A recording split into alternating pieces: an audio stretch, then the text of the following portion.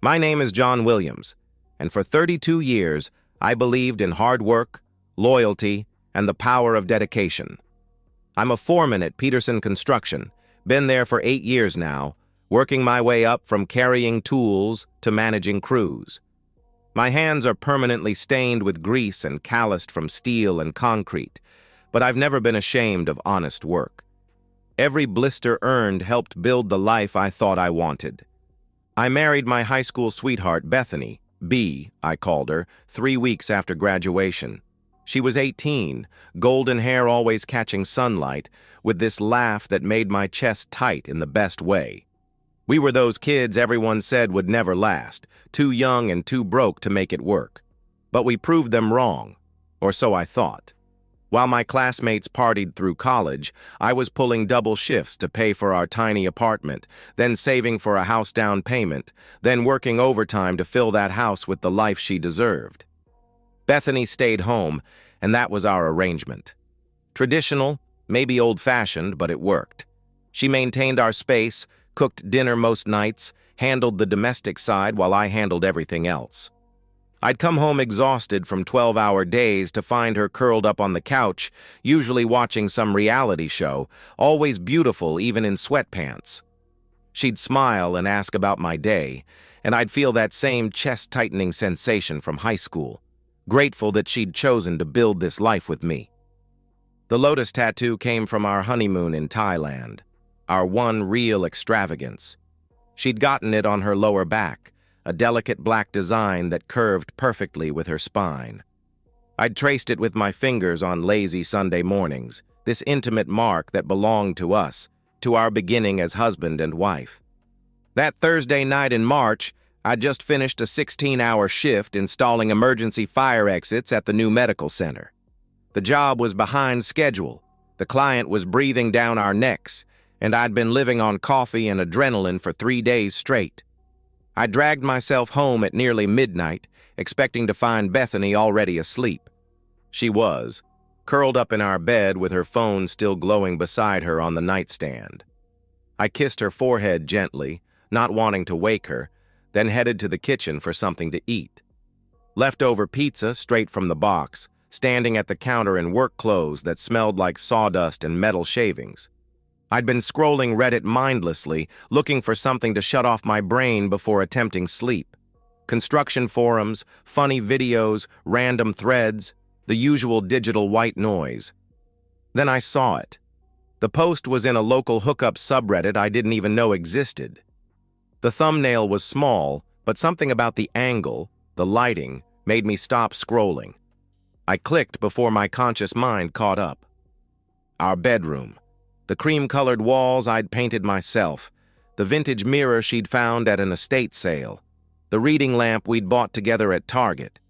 And there was Bethany, naked from behind, that lotus tattoo unmistakable, posting to a forum asking for discreet encounters while my husband works late. My phone fell from my hands, clattering against the kitchen counter. I stared at the black screen for what felt like hours, but was probably only seconds. Then I picked it up with shaking hands and looked again, hoping I'd imagined it, hoping it was someone else's bedroom, someone else's wife, someone else's entire world turning to ash. But there was the lotus, there was our bed, there was the woman I'd worked myself half to death to provide for, advertising herself to strangers on the internet. The post was 3 hours old. 3 hours. While I'd been installing safety equipment to keep people alive, she'd been in our bed, in our home, soliciting men online. The timestamp showed she'd posted it at 9:47 p.m., right around the time she'd texted me asking when I'd be home, telling me not to wake her because she was exhausted from cleaning all day. I read the post again, memorizing every word. She'd described herself as a lonely housewife whose husband was always working. She wanted someone young and energetic who could show her what she's been missing. The whole thing was written in a breathy, seductive tone I'd never heard from her in our entire marriage. The comments were worse. Dozens of men responding with explicit messages, describing what they wanted to do to her, where they wanted to meet, and there, buried in the thread, were her responses. Bethany, my wife, flirting back with enthusiasm I'd forgotten she possessed. My chest felt hollow, like someone had reached in and scooped out everything vital. I sat down heavily on one of our kitchen stools, the ones she'd picked out, that I'd assembled while she watched, and tried to process what I was seeing. Every late night I'd worked, every double shift, every time I'd come home exhausted and she'd already eaten dinner, already gone to bed, already made plans that didn't include me. How long had this been going on? How many men had she been talking to while I'd been breaking my back to keep us comfortable? I created a throwaway account. My fingers hovered over the keyboard for a long time before I started typing. I wrote, "Interested. Can you verify you're real?" I hit send before I could talk myself out of it.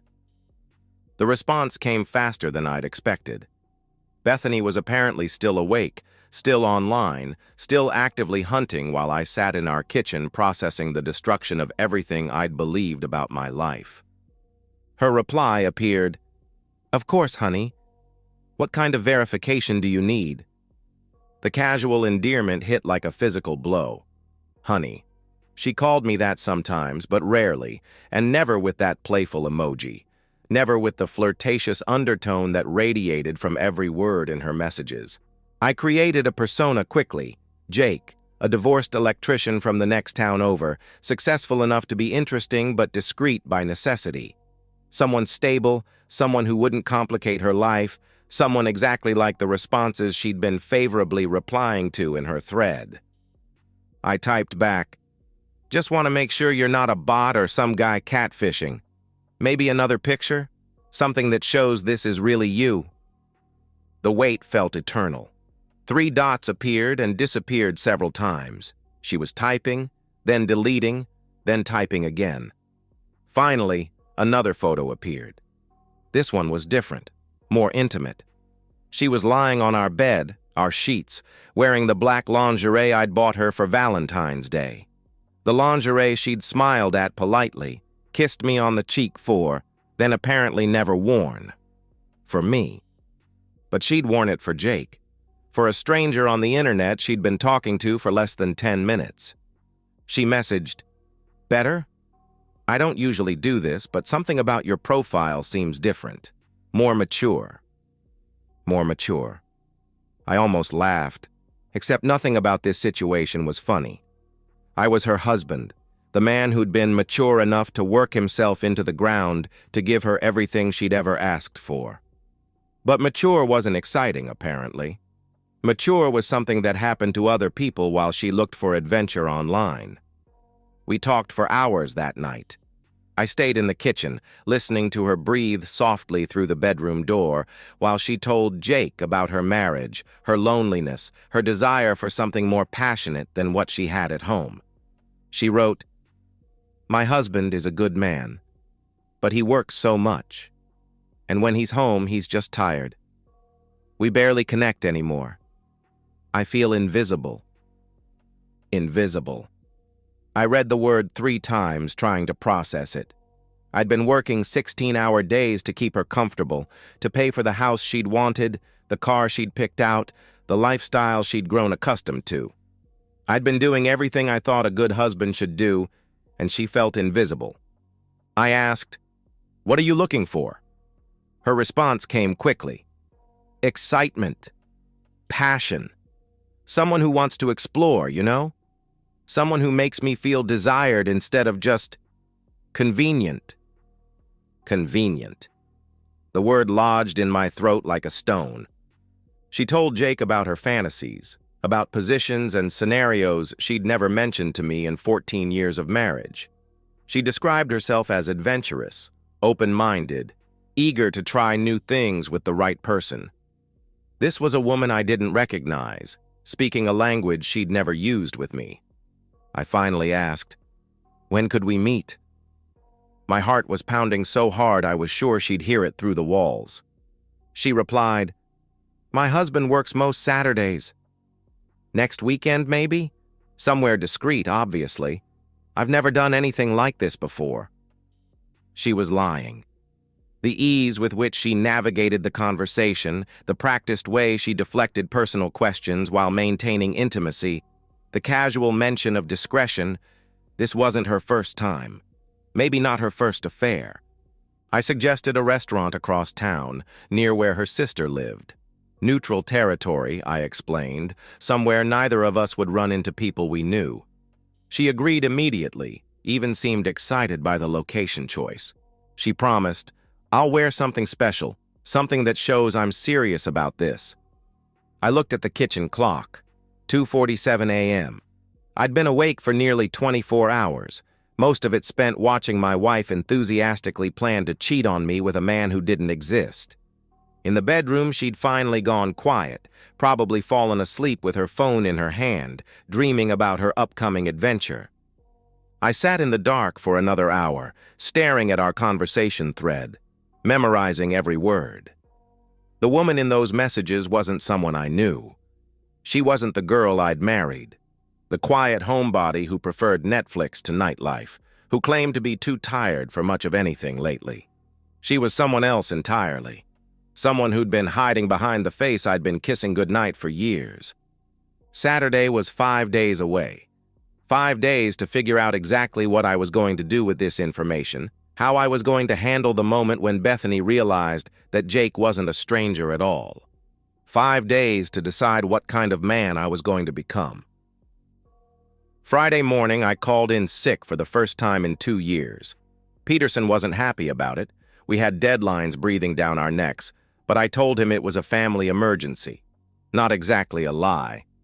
The law office of Sarah, attorney at law, occupied the 3rd floor of a downtown building that had seen better decades. Her receptionist, a woman with steel gray hair and knowing eyes, led me to a conference room that smelled like coffee and determination. Sarah turned out to be nothing like I'd expected.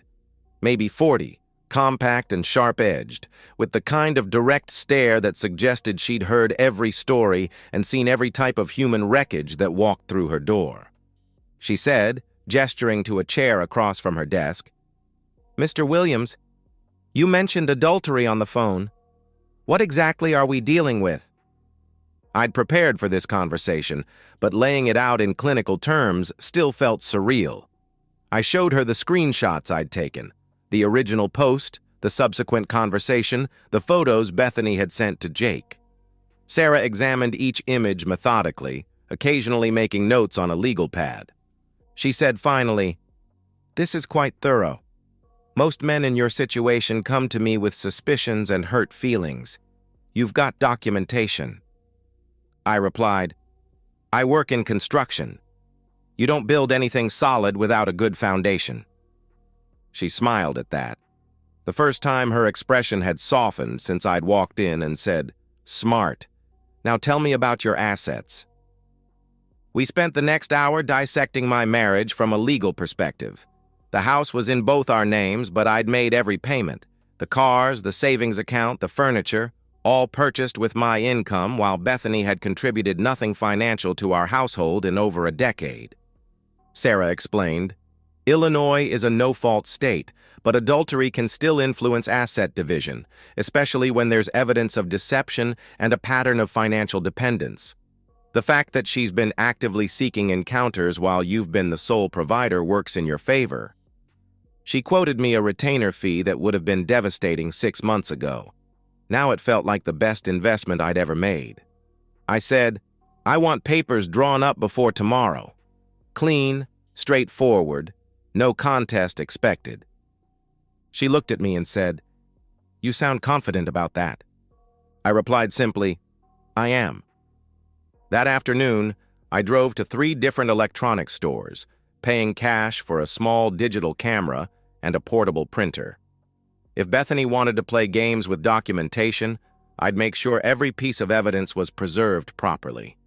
Back home, I moved through our house like a stranger, seeing everything differently.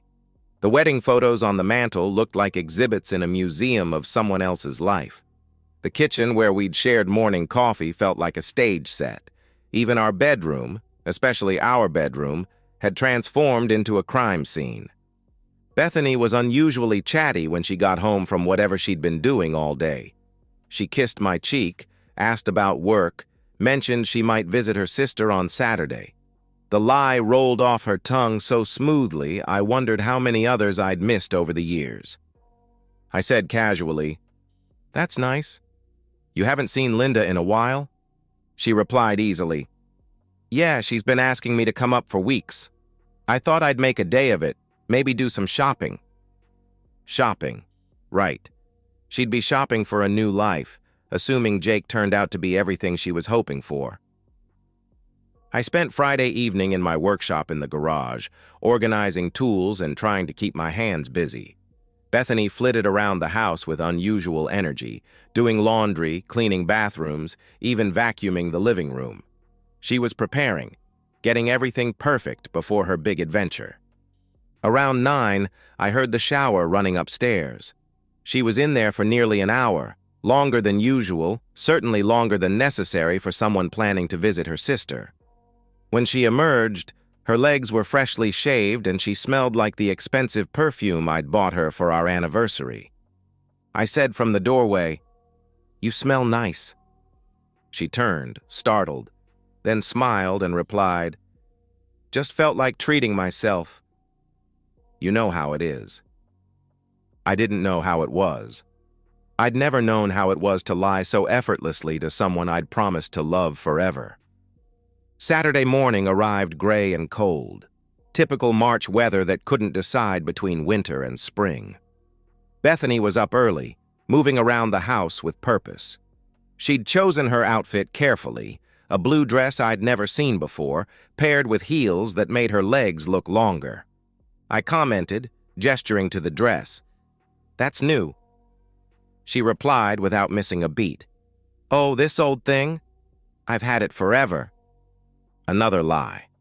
The tags were probably still in the trash from yesterday's shopping trip. She kissed me goodbye at the door, the same perfunctory peck she'd been giving me for months, and said, "I'll probably be back late. Linda wants to catch up properly." I replied, meaning it, "Drive safe." Whatever happened today, I didn't want her hurt. I just wanted her gone. I waited until her car disappeared around the corner, then got dressed myself. Dark jeans, a button-down shirt she'd bought me for Christmas, boots that could handle whatever this day might throw at me. I looked like someone who'd already moved on, someone who wasn't devastated by betrayal but merely inconvenienced by necessary business. The restaurant was 45 minutes away in a strip mall near Linda's neighborhood.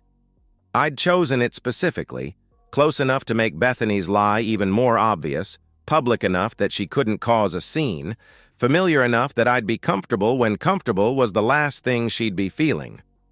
I arrived early, requested a table with a clear view of the entrance, and ordered coffee I didn't want while I waited for my wife to walk in expecting to meet her lover.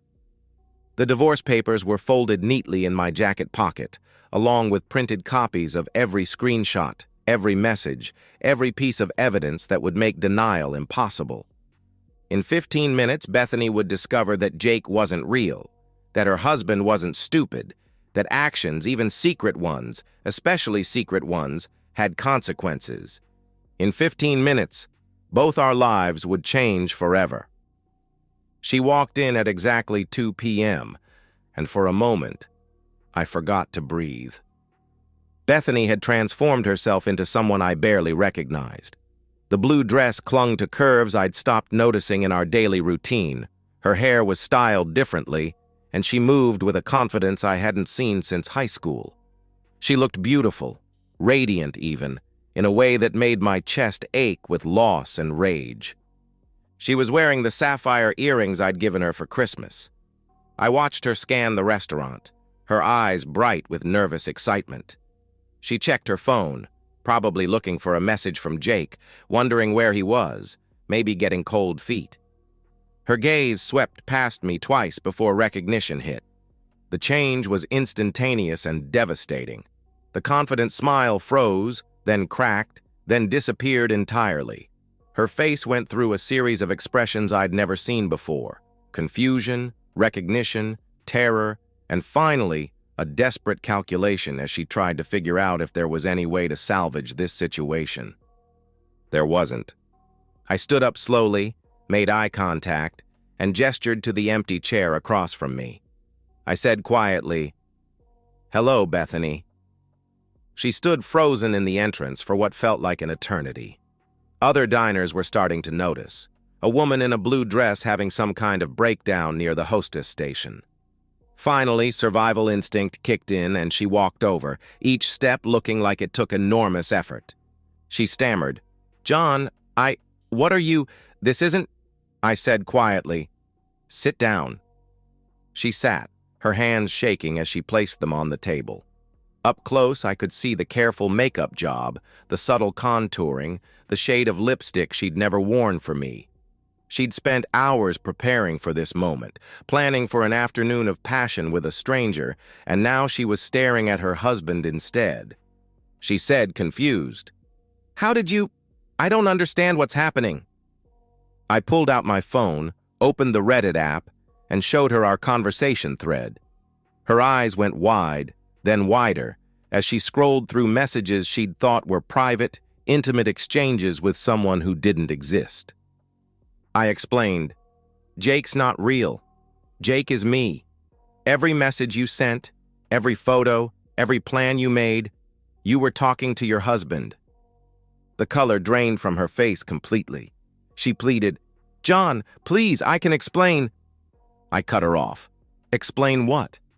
That you've been advertising yourself online while I worked 16-hour days to support us?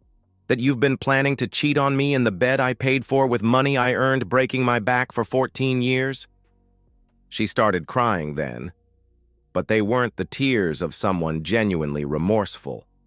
They were the tears of someone who'd been caught, someone who was searching desperately for an angle, a way to turn this around. She whispered, "It wasn't real. It was just fantasy. Just online stuff. I never would have actually—" I pointed out, "You're here. You got dressed up, you lied about visiting your sister, you drove 40 minutes to meet a stranger for sex. Which part of that wasn't real?"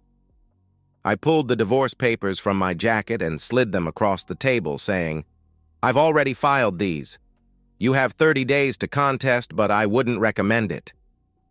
She stared at the papers like they were written in a foreign language and said desperately, "John, we can work this out. We can go to counseling. We can—" I said simply, "I don't want to work it out." The finality in my voice seemed to hit her harder than anything else I'd said. She looked up at me with an expression I'd never seen before. Panic, real panic, as she realized I wasn't here to fight for our marriage or demand explanations or give her a chance to make it right. I was here to end it. She said frantically, "You can't just throw away 14 years because of some stupid mistake." I replied, "This wasn't a mistake. This was a choice, multiple choices over what I'm guessing was months or years. The only mistake was mine, thinking I knew who I married." I stood up, left a 20 on the table for the coffee I'd barely touched, and said, "Your things will be packed and shipped to Linda's by Tuesday. The house keys should be left on the kitchen counter." She called out, "John, wait!" But I was already walking away, past the other diners who'd been pretending not to watch our table, past the hostess who'd seen enough drama to know when it was over. I could hear Bethany calling my name, but I didn't turn around. Outside, the March air felt clean and sharp in my lungs. I drove home slowly, taking the long way, letting the reality settle into my bones. By the time I pulled into our driveway, my driveway now, I felt something I hadn't experienced in years. Peace. The house felt different immediately, not empty. Bethany's physical presence had become so minimal over the years that her absence wasn't a shock. It felt clean, honest, like a space where I could finally exhale without wondering what lies were being told in the next room. I packed her belongings methodically over the next 2 days. Clothes, toiletries, the romance novels she'd collected but never seemed to read, photo albums from a marriage that had apparently been a performance. I found things I'd forgotten she owned, gifts from me that had been shoved in drawers, unused and clearly unwanted. The divorce proceeded exactly as Sarah had predicted. Bethany never contested the papers, never tried to claim assets she hadn't earned, never even attempted to contact me after that day in the restaurant. Linda called once, crying, apologizing for something she hadn't done and couldn't control. I told her she was welcome to visit any time. I'd always liked Bethany's sister, and her loyalty to family didn't change the fact that her sister had destroyed ours. The house felt larger without the constant undercurrent of tension I hadn't realized I'd been living with. I started cooking again, really cooking, instead of grabbing fast food between shifts. I bought groceries based on what I wanted to eat, not what someone else might tolerate. I watched movies I actually enjoyed instead of background noise for someone else's disinterest. Work became something different, too. I'd been using overtime as an escape from a home that had stopped feeling like home, but now I had a reason to come back each evening. My own space, arranged exactly how I wanted it, occupied by someone who wasn't performing happiness for an audience of one. The guys at work noticed the change, though most were tactful enough not to ask directly. Peterson pulled me aside after a few weeks, wanting to make sure I was handling whatever family emergency had kept me out that Friday. I told him, "I'm handling it fine. Better than fine, actually." He nodded, the kind of understanding that comes from experience with life's curveballs, and said, "Good man. Take care of yourself." I started sleeping better than I had in years. No more lying awake wondering why Bethany seemed so distant, why conversations felt forced, why intimacy had become a scheduled obligation rather than genuine connection. No more subconscious stress from living with someone who was fundamentally dishonest about who she was and what she wanted. 3 months after the divorce was finalized, I got a text from a number I didn't recognize. It was Bethany, using a new phone, asking if we could talk. I read the message twice, then deleted it without responding. There was nothing left to say. Some evenings I sit on the porch I built with my own hands, drinking beer I bought with money I earned, in a house that's finally, completely mine. I think about those 14 years sometimes, but not with regret. They taught me something valuable about the difference between being wanted and being needed, between love and convenience, between building a life and simply maintaining one. I'd worked myself half to death trying to provide for someone who saw my dedication as a weakness to exploit rather than a strength to appreciate. Now I work for myself, live for myself, make decisions based on what will make me genuinely happy rather than what might earn me gratitude I'll never receive. The betrayal hurt, but the liberation that followed hurt more. The painful realization of how much of myself I'd lost trying to make someone else happy. How much life I'd missed while focused on earning love that was never really there. I don't hate Bethany anymore. Hatred requires energy and emotional investment I'm not willing to spare. She made her choices, revealed who she really was, and gave me the gift of clarity. For that, in a strange way, I'm grateful. These days, when people ask if I'm dating, I tell them I'm not in any hurry. I'm learning to enjoy my own company again, to build a life that's authentically mine, rather than a compromise between what I want and what someone else might accept. Someday, maybe I'll meet someone who appreciates dedication rather than resenting it, who sees partnership as addition rather than subtraction. Someone who chooses honesty even when lies would be easier. But if I don't, that's fine too. I've learned the difference between being alone and being lonely, and I'm no longer afraid of either. The house is quiet these days, but it's a peaceful quiet. The quiet of someone who finally knows exactly who he is and exactly what he's worth. And so, we've reached the end of today's story. Was it what you expected, or did it take a twist you didn't see coming? I'm curious to hear your thoughts. Share them in the comments below, and let's get a conversation going. If this story kept you hooked, make sure to hit that like button. And if you're new here or just haven't subscribed yet, now's the perfect time to join our community. I bring you fresh, captivating stories every day, So click that subscribe button and turn on notifications so you never miss out. Thanks for watching, and I'll see you in the next one.